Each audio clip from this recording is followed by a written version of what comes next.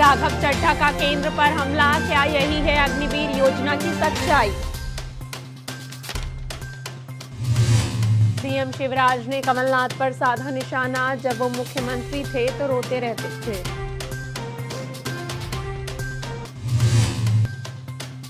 तमिलनाडु में बोली सपा सांसद डिंपल यादव, सपा महिलाओं के अधिकारों की रक्षा के लिए सदैव प्रतिबद्ध। तमिलनाडु में बोली सोनिया गांधी, महिला आरक्षण कानून को लागू करने के लिए संघर्ष करेंगे। कांग्रेस के और विधायक के काटेंगे टिकट, भूपेश सरकार के मंत्री ने दिए संकेत।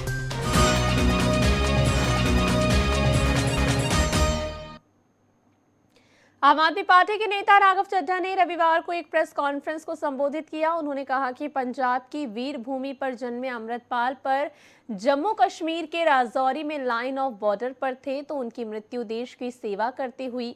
जब उनका पार्थिव शरीर लाया गया तो अग्निवीर योजना की सच्चाई सामने आई। जब ये योजना आई थी तब भी आम आदमी पार्टी ने आशंका जताई। जब पार्थिव शरीर लाया गया तो कोई सेना का यूनिट साथ नहीं आया। इस अग्निवीर योजना के चलते ना उन्हें कोई पेंशन दी जाएगी, ना ही कोई शहीद का दर्जा। क्या ये है अग्निवीर की योजना की सच्चाई? लेकिन आज इस इंसिडेंट के बाद केंद्र में बैठी भाजपा सरकार की नीतियों पर एक बहुत बड़ा प्रश्न चिन्ह खड़ा होता है। मैं आपको साफ तौर पे बताना चाहता हूं कि यह देश सैनिकों की वजह से है, नेताओं की वजह से नहीं है। यह बात जितनी जल्दी भाजपा सरकार समझ ले उतना देश के लिए अच्छा। हमने शुरू से कहा था कि अग्निवीर योजना देश की सेना के साथ एक खतरनाक प्रयोग है। कहीं ना कहीं इससे सेना के बल पर और सैनिकों के मनोबल पर प्रभाव पड़ेगा। इस स्कीम को मत लागू करिए, लेकिन भाजपा सरकार के कान पर जू नहीं रहेंगी, जिसका आज जीता जागता उदाहरण हमने कोटली कलां के मानसा जिले में स्थित शहीद अग्निवीर अमृतपाल जी के केस में हमने देखा। यह अग्निवीर स्कीम आनन फानन में लागू करी गई और विपक्ष की जितनी आशंकाएं थी उन सारी आशंकाओं को कहीं ना कहीं सच साबित करने का काम इस स्कीम ने किया है। मैं अपनी बात को आगे बढ़ाने से पहले 5 महत्वपूर्ण सवाल भाजपा सरकार से पूछना चाहता हूं। मेरा पहला सवाल, क्या 19 वर्षीय शहीद अग्निवीर अमृतपाल जी को सैन्य सम्मान ना मिलना, उनकी अंतिम विदाई पर उन्हें सम्मान नहीं मिलना, क्या भारतीय सेना का अपमान नहीं है? क्या यह सेना के मनोबल को चोट नहीं पहुंचाएगा? भाजपा सरकार से मेरा दूसरा सवाल कि ऑन ड्यूटी अग्निवीर अमृतपाल जी की शहादत के उपरांत आपने उन्हें कोई सम्मान नहीं दिया, तो इस बात की क्या गारंटी है कि 4 साल की ड्यूटी समाप्त होने के बाद इन अग्निवीरों का भविष्य सुनहरा होगा? मेरा तीसरा सवाल भाजपा की सरकार से, क्या भाजपा की सरकार नियमित जवानों और अग्निवीर जवानों के बीच में कोई भेदभाव करती है? क्या नियमित जवानों की शहादत शहादत है, लेकिन अग्निवीर जवानों की शहादत शहादत नहीं है? क्या कोई भेदभाव करती है भाजपा सरकार? यह बात वो जनता के सामने रखे। मेरा चौथा सवाल, क्या दुश्मन की गोली लगने की वजह से मृत्यु होना ही शहादत कहलाने के लायक है? क्या दुश्मन की गोली लगने से मृत्यु जो हुई, क्या उसी को शहादत बोला जाएगा? क्या ऑन ड्यूटी यदि कोई व्यक्ति किसी कारणवश शहीद होता है, मृत्यु के घाट उतरता है, तो क्या उसे शहीद नहीं कहा जाएगा?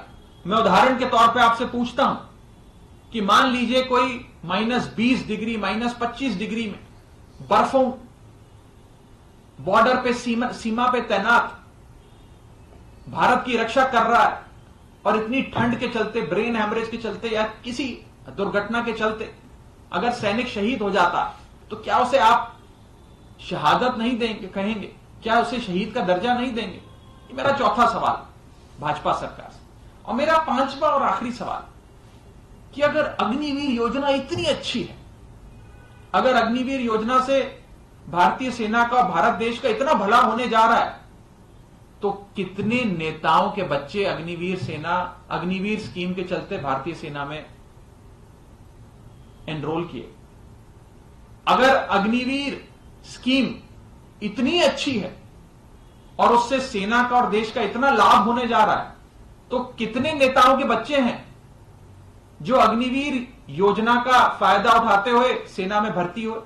कितने नेताओं के बच्चे हैं जिन्होंने अग्निवीर बनने के लिए फॉर्म भरा और सेना में भर्ती हुई? ये मैं पूछना चाहता हूं भाजपा सरकार से। लानत है ऐसी बीजेपी की सरकार पे जो अपने सैनिकों को, शहीद अग्निवीरों को सम्मान नहीं दे पाती। मैं भाजपा को कहना चाहता हूं कि कान खोल के सुन ले।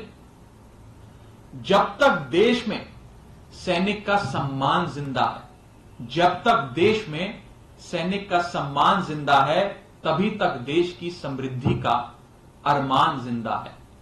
भाषण और जुमलों से देश नहीं चलता, शहीदों की बदौलत ही मेरा हिंदुस्तान जिंदा है।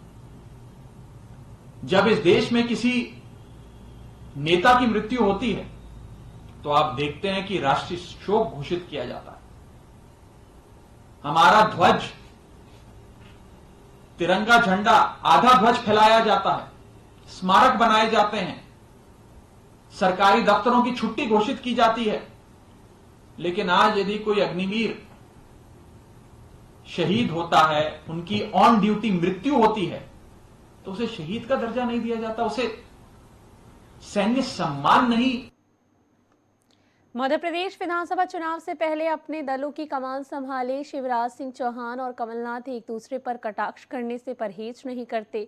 यूं भी चुनाव के पहले बयानबाजी तो आम सी बात हो गई है। इसी बीच शिवराज सिंह चौहान ने सीएम बनने के बाद के समय को याद किया और उन्होंने कमलनाथ को भी आड़े हाथों लेते हुए बयान दे दिया।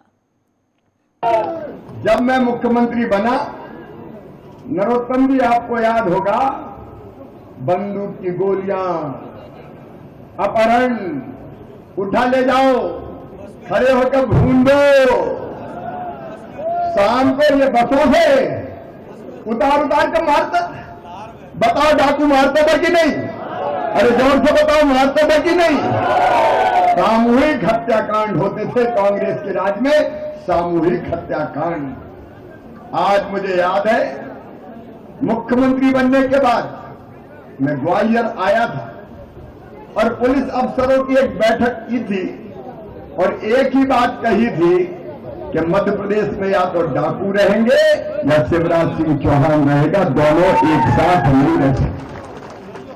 आप बताओ, डाकू खत्म हुए कि नहीं हुए? आज डकैत समस्या का अता पता नहीं है। और अपना दतिया जो कभी कस्बा कहलाता था, आज शानदार महानगर बन गया है। एक बार ताली बजा के नरोत्तम मिश्रा जी को बधाई। देखो, विकास ऐसे भी होता। मैं आज आपको राज बताता हूं। हर कैबिनेट की बैठक के पहले प्लानिंग, मेरे दतिया में क्या हो जाए, मेरे दतिया में क्या हो जाए, मेरे दतिया में क्या हो जाए। Medical college, veterinary college, fisheries college, हवाई पट्टी, और मैया का लोग एक एक चीज की बारीक प्लानिंग करते और उसको इंप्लीमेंट करना और फिर दतिया के स्वरूप को बदल के रख देना। बताओ, जैसी दतिया नरोत्तम मिश्रा ने बनाई, कभी कांग्रेस पर बनाई थी क्या? और आप देखो, जहां कांग्रेस जीतती है वहां केवल तबाही और बर्बादी होती है। और इसलिए आज मैं अपने मित्र भाई नरोत्तम मिश्रा को दतिया के विकास के लिए हृदय से बधाई देता हूं, हृदय से बधाई देता हूं। और कार्यकर्ता भाइयों, जनता में यह संदेश पहुंचाना पड़ेगा और वो संदेश बूथ का कार्यकर्ता ही ले जाएगा।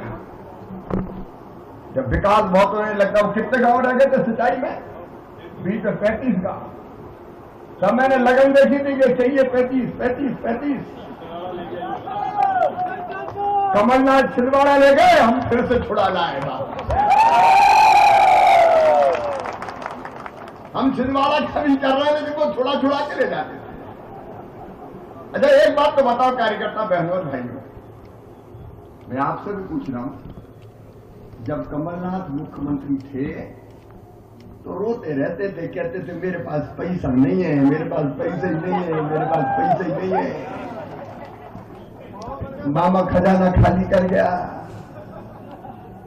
आप बताओ, रोते का मुख्यमंत्री अच्छा लगता है क्या?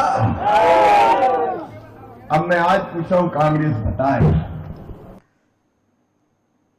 समाजवादी पार्टी से सांसद और सपा अध्यक्ष अखिलेश यादव की पत्नी डिंपल यादव चेन्नई दौरे पर हैं। इस दौरान वो द्रमुक महिला अधिकार सम्मेलन में हिस्सा लेंगी। डिंपल यादव शुक्रवार को चेन्नई एयरपोर्ट पहुंची, जहां डीएमके नेता कनिमोझी करुणानिधि ने उनका स्वागत किया और जिंदाबाद के नारे लगाए। His political journey was an unending quest to eradicate social inequalities. He championed the cause for women's rights, advocating for gender equality in a deeply patriarchal society. He advocated affirmative actions to support oppressed, marginalized communities and minorities.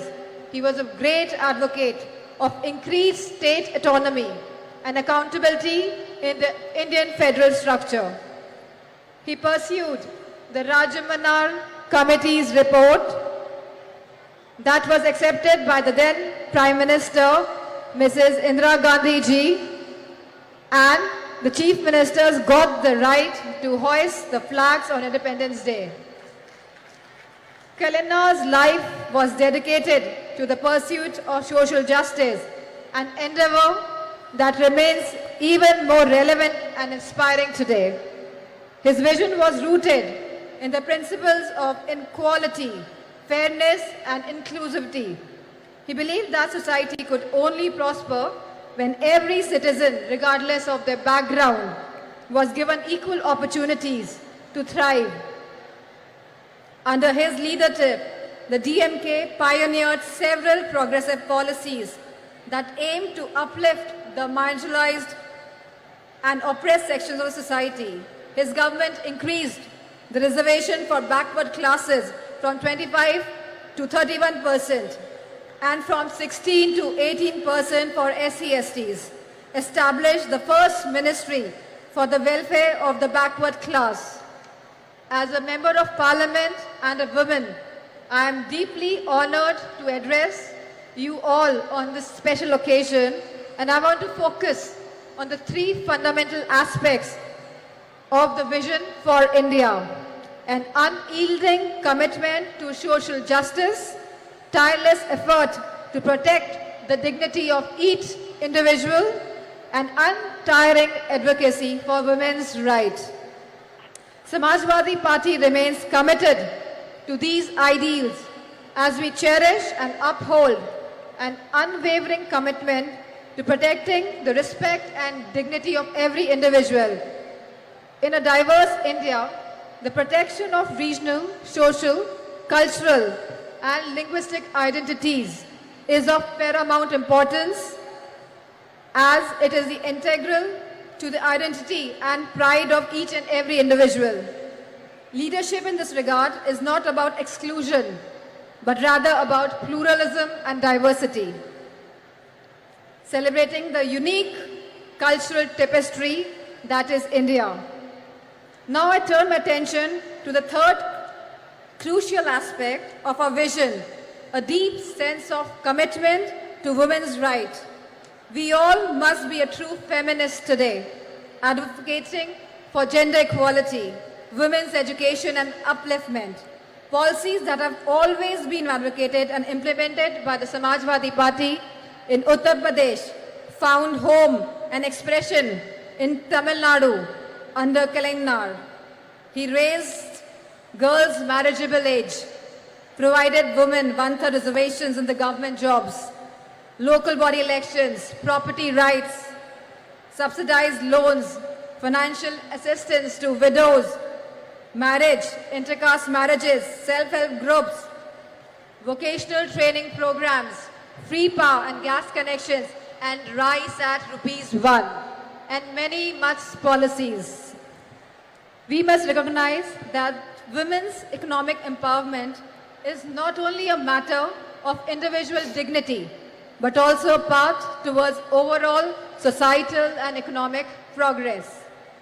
This is in strict conformance to what successive Samajwadi Party governments have delivered for women in Uttar Pradesh under the Chief Ministership of Honorable Netaji and Shri Akhilesh Yadav ji. For us, women's right is not a manner of speech, but a matter of faith and action. Let me draw the focus to the task at hand for this August gathering. The Magalir Urmai Manadu, being organized today by the DMK Women's Wing, headed by MP Kani Mohi, calls upon the central government, headed by BJP, for immediate action on women's rights issues. The BJP Tamil Nadu की राजधानी चेन्नई में DMK महिला अधिकार सम्मेलन में कांग्रेस संसदीय दल के अध्यक्ष सोनिया गांधी शामिल हुई। उन्होंने अपने संबोधन में कहा कि महिला आरक्षण विधेयक पारित हो गया, लेकिन इसमें अभी तक एक लंबा रास्ता तय करना है। उन्होंने कहा कि विधेयक कब लागू होगा ये हमारा सवाल है। हम इसके लिए कब तक लड़ते रहेंगे जब तक हमें ये नहीं मिल जाता। And we cannot ever forget the inspiring role Indira Ma in showing how a woman can lead with strength, ability and leadership, combined with a deep sensitivity to the abolition of poverty. அன்னை இந்திரா காந்தி அவர்கள் காண்பித்த தலைமைத்துவம், அவர்கள் காண்பித்த ஆற்றல், அவர்கள் காட்டிய வழிகாட்டுதல் ஒரு பெண் எப்படி தலைமையேற்று செயல்பட முடியும் என்பதற்கான மிகப்பெரிய எடுத்துக்காட்டு. ஏழை எளிய மக்களுக்கான நல்வாழ்வை அளிப்பதற்கும் வறுமையை ஒழிக்க வேண்டும் என்கிற அர்ப்பணிப்போடும் அவர்கள் ஆற்றிய பணியை யாரும் மறக்க முடியாது. Rajiv ji, as we all know, brought in the historic 33% reservation for women in Panchayati Raj and local self-governments. This spurred an entirely new phenomenon of women entering roles of leadership at the grassroots level. அவர் ராஜீவ் காந்தி அவர்கள் வரலாற்று புகழ்மிக்க 33 விழுக்காடு இடஒதுக்கீட்டை பெண்களுக்காக பஞ்சாயத்து ராஜ் சட்டத்திலும் உள்ளூர் ஆட்சி அமைப்புகளிலும் கொண்டு வந்தார். அந்த சட்ட திருத்தமானது சமூகத்தினுடைய அடித்தளத்திலே ஒரு மிகப்பெரிய மாற்றத்தை ஏற்படுத்தி பெண்களுக்கு தலைமை பொறுப்புகளை அளித்து ஒரு பெரிய சமூக புரட்சிக்கு வித்திடுகின்ற மிகப்பெரிய திட்டமாக அது அமைந்தது. It was a vital stepping stone towards the reservation on a similar 1/3 of seats in the Lok Sabha, which the Indian National Congress has pioneered in Parliament and outside. Rajiv Gandhi அவர்கள் ஏற்படுத்தி கொடுத்த 33 விழுக்காடு இடஒதுக்கீடு தான் இன்று பாராளுமன்றத்திலே மகளிருக்கு 33 விழுக்காடு இடம் ஒதுக்கப்பட வேண்டும் என்கிற சட்டத்தினுடைய முன்னெடுப்பாக அமைந்தது. இந்த சட்டத்தை நிறைவேற்றுவதற்காக இந்திய தேசிய காங்கிரஸ் கட்சி பாராளுமன்றத்திற்குள்ளே பல முயற்சிகளை மேற்கொண்டது. The Women Reservation Bill introduced by the UPA, by UPA 2, was passed by the Rajya Sabha, but a lack of consensus prevented it from being passed in the Lok Sabha. Now, the Women's Reservation Bill has finally been passed due to our relentless persistence, all of us, not just Congress, our relentless persistence and effort. But as we all know, it has still a long way to come. And as Mehbooba ji said, and as many of us, Member of Parliament, said in our intervention in Parliament, when is the bill now going to be implemented? In 1 year, in 2 years, in 3 years? We have no idea. Yes, I can see that some of you men are happy, but we are not. We women are not. And we are going to fight for it till we eventually get there, whether you men like it or not. மகளிர் இடஒதுக்கீட்டுக்கான சட்டம் ஐக்கிய முற்போக்கு கூட்டணி அரசால் 2010 March மாதம் 9ஆம் தேதி மாநிலங்களவையிலே நிறைவேற்றப்பட்டது. ஆனால் மக்களவையிலே ஒரு கருத்தொற்றுமையை உருவாக்க முடியாத காரணத்தினால் அந்த சட்டத்தினை நிறைவேற்ற முடியவில்லை. இப்பொழுது இந்த சட்டம் நிறைவேறியிருக்கிறது என்று சொன்னாலும் கூட இந்த சட்டத்திற்காக நாம் எடுத்துக்கொண்ட முயற்சிகளும் நாம் கொடுத்த அழுத்தங்களும் அதிகம். இங்கே பேசிய பல்வேறு உறுப்பினர்கள் பேசியது போல இந்த சட்டம் என்றைக்கு நடைமுறைக்கு வரும், என்று அமுல்படுத்தப்படும் என்கிற ஒரு தெளிவே இல்லாத ஒரு சூழ்நிலையிலே இந்த ஆண்டா அடுத்த ஆண்டா இன்னும் சில ஆண்டுகள் கழித்தா என்கிற ஒரு நிரந்தரமற்ற தன்மையிலே இந்த சட்டம் உருவாக்கி இருப்பது நாளை வருகின்ற இந்தியா கூட்டணி வந்துதான் இந்த சட்டத்தை நிறைவேற்றி தர வேண்டிய சூழ்நிலையை உருவாக்கும் என்கிற எண்ணத்தை தருகிறது. I am glad to be able to say here today that the government of Tamil Nadu under Thiru Annadurai and then Thiru Karunanidhi laid the foundations of incredible changes in status and opportunity for women. Today, Tamil Nadu stands as a beacon of women's equality and women's development. அறிஞர் அண்ணா அவர்களுடைய தலைமையிலே அமைந்த அரசும் அதனைத் தொடர்ந்து கலைஞர் கருணாநிதி அவர்கள் தலைமையிலே தொடர்ந்த அரசும் எடுத்துக் கொடுத்த முன்னெடுப்புகளும் செயல்படுத்திய திட்டங்களும் பெண்களுடைய வாழ்க்கையிலே பல புரட்சிகரமான மாற்றங்களையும் முன்னேற்றங்களையும் தந்திருக்கிறது. அதன் அடிப்படையில் தான் இன்று தமிழ்நாடு இந்தியாவே புகழ்ந்து கொண்டாடக்கூடிய. कांग्रेस ने रविवार को छत्तीसगढ़ विधानसभा चुनाव के लिए 30 प्रत्याशियों का ऐलान किया। हालांकि इसमें 8 विधायकों के टिकट काटे गए हैं। अब इस पर भूपेश सरकार में मंत्री ताम्रध्वज साहू ने अहम टिप्पणी की है। ताम्रध्वज साहू ने यह भी संकेत दिया है कि आगे आने वाली लिस्ट में भी विधायकों के नाम काटे जा सकते हैं। बेहतर चुनाव हमारे प्रत्याशियों का किया है और इस बार फिर हमारी सरकार बनेगी और दिल्ली में भी राहुल जी के नेतृत्व में सरकार बनेगी। करीब 7 से 8 नए नाम इसमें जोड़े गए हैं। निश्चित रूप से 8 हमारे नाम नए आए हैं और वो बेहतर नाम है और हमारे पार्टी में जिन लोगों को टिकट नहीं दिया गया है वो भी हमारे पार्टी के वरिष्ठ नेता हैं, साथी हैं, वो भी पार्टी का काम करेंगे। आने वाले समय में पार्टी भी उनका बेहतर उपयोग करेगी, उसमें कहीं कोई दिक्कत नहीं है। भूपेश बघेल जी के नेतृत्व में छत्तीसगढ़ में कांग्रेस की सरकार ने पूरे देश में सबसे अच्छा काम किया है और इसका रिजल्ट आने वाले चुनाव में छत्तीसगढ़ में मिलेगा और छत्तीसगढ़ की जनता कांग्रेस की ओर देख रही है। राजनांदगांव में रमन सिंह के साथ गिरीश देवांगन खड़ा किया गया है, किस तरह से दिखते हैं ये लोग? देखिए, नाम कोई मायने नहीं रखता, पार्टी का सिंबल पंजा और पार्टी का चेहरा चुनाव लड़ता है और जहां तक पहले फेज की 20 सीटें हैं उसमें हम 19 सीटें आज हमारे पास है। राजनांदगांव की सीट नहीं है, वो सीट भी हम जीतेंगे और इस बार भारतीय जनता पार्टी का राजनांदगांव से भी सफाया होगा। बोलते हैं बस्तर जिसने फतेह कर दी उसने छत्तीसगढ़ फतेह कर ली। बस्तर देखिए, बस्तर की 12 सीटें हमारे पास है और बस्तर के लिए हमारी सरकार ने बेहतर काम किया है, आदिवासियों को सम्मान दिया है। भारतीय जनता पार्टी के समय में हमारे आदिवासी भाइयों का शोषण किया जाता था, उनकी जल जंगल जमीन लूट ली जाती थी, व्यापारियों को अधिग्रहण करके जमीन रमन सिंह जी दे दिया करते थे। हमारी सरकार आने के बाद आदिवासियों की जमीनें हमने वापस की है। जो लघु वनोपज उनका अधिकार होता है, उन लघु वनोपजों की जो पहले 5 लघु वनोपजों की खरीदी होती थी, आज 65 प्रकार के लघु वनोपजों की खरीदी आदिवासी अंचलों में होती है, जिसका सीधा लाभ हमारे आदिवासी भाइयों बहनों को मिल रहा है और आदिवासी आज कांग्रेस की ओर देख रहे हैं।